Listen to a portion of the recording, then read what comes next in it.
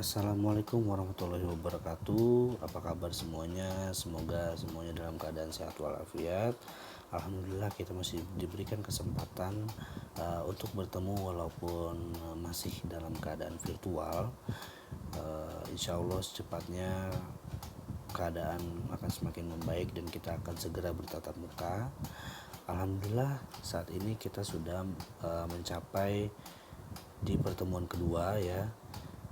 Setelah kemarin kita belajar tentang konsep ruang dan peta, saat ini kita akan belajar mengenai letak wilayah Indonesia ya. Nah, letak wilayah Indonesia kita akan bagi tiga materinya. Yang pertama yaitu letak astronomis Indonesia, yang kedua letak geografis Indonesia, yang ketiga adalah letak geologis Indonesia. Jadi kita akan belajar secara berurutan. Insya Allah dalam video ini saya akan terangkan, dan nantinya juga saya akan share bentuk PowerPoint ini ke Google Classroom kalian masing-masing.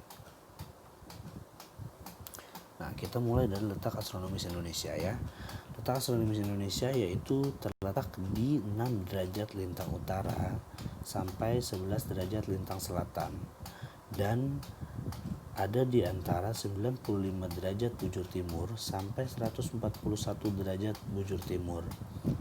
Nah, 6 derajat lintang utara dan 11 derajat lintang selatan yaitu dampaknya adalah Indonesia memiliki iklim tropis. Ya, mungkin kalian sudah sering dengar mengenai iklim tropis, tapi di sini saya tuliskan ciri-cirinya. Iklim tropis ciri-cirinya yaitu memiliki curah hujan tinggi, yang kedua memiliki hutan hujan tropis, yang ketiga menerima penyinaran matahari sepanjang tahun. Jadi alhamdulillah kita banyak berkahnya begitu tinggal di Indonesia, karena hujan tinggi, curah hujan tinggi, terus juga kita mendapatkan sinar matahari selama sepanjang tahun begitu. Mungkin tidak banyak wilayah-wilayah atau negara-negara lain yang memiliki kesempatan seperti Indonesia. Nah, lalu dampak dari 95 derajat bujur timur sampai 141 derajat bujur timur itu apa? Dampaknya adalah Indonesia terbagi dalam 3 daerah waktu. Ya, mungkin kalian sudah sering dengar mengenai istilah WIB, WITA, dan WIT. WIB itu apa sih? Nah, benar, WIB itu adalah waktu Indonesia bagian barat. WITA itu adalah waktu Indonesia bagian tengah, dan WIT adalah waktu Indonesia bagian timur. Nah, terus kenapa kok bisa terbagi dalam 3 dan apa sih bedanya? Nah, bedanya adalah tentang waktunya. Contoh seperti ini. WIB itu adalah daerah-daerah dari Pulau Sumatera, Pulau Jawa, dan mentok di Pulau Jawa, sebagian Pulau Kalimantan yaitu Kalimantan Barat dan Kalimantan Tengah. Jadi untuk Kalimantan Timur itu sudah memasuki wilayah Indonesia bagian tengah. Nah, jadi di Jakarta itu memasuki waktu Indonesia bagian barat. Contoh di Jakarta jam 9 pagi. Nah, di WITA WITA itu salah satu provinsinya Bali, misalkan Bali. Nah, kalau di Jakarta itu sudah memasuki jam 9, berarti di Bali itu sudah memasuki jam 10, benar. Jadi rentang waktunya hanya 1 jam, dari WIB ke WITA 1 jam, dari WITA ke WIT 1 jam. Jadi kalian sudah bisa simpulkan kalau dari waktu Indonesia bagian barat ke waktu Indonesia bagian timur itu rentang waktunya berapa jam? Benar, 2 jam. Itu pintar sekali anak-anak.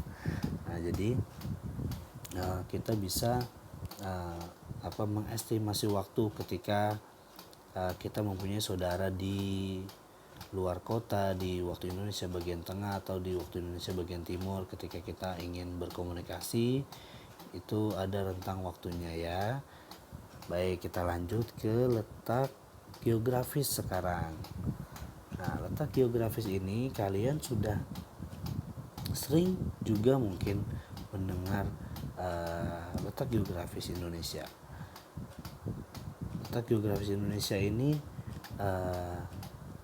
kita ini di Indonesia diapit oleh 2 benua dan juga diapit oleh 2 samudra. Benua apa saja? Ada benua Asia dan juga benua Australia. Lalu samudranya ada Samudra Pasifik dan juga Samudra Hindia, benar sekali. Nah, jadi kita diapit begitu dengan benua Asia dan benua Australia, samudranya juga Samudra Pasifik dan Samudra Hindia.